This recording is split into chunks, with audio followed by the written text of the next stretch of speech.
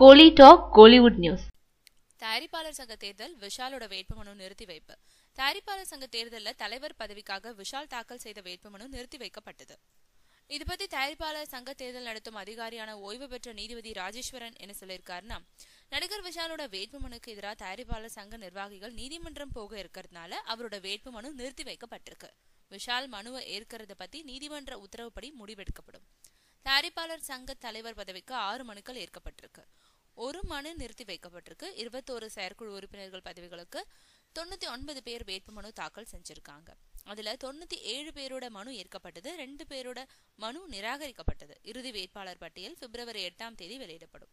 March 5ஆம் தேதி திட்டமிட்டபடி தேர்தல் நடைபெறும்னு அவர் சொல்லியிருக்காரு. முன்னதா தயாரிப்பாளர் சங்க தலைவர் பதவிக்கு விஷால் நேற்று மனு தாக்கல் செஞ்சாரு. மேலும் விஷால் அணியை சேர்ந்த இயக்குனர் கௌதம் மேனன், ஞானவேல் ராஜா, நடிகர்கள் பிரகாஷ் ராஜ், ஆர்யா உள்ளிட்ட பலரும் வெவ்வேறு பதவிகளுக்காக வேட்புமனு தாக்கல் செஞ்சது குறிப்பிடத்தக்கது.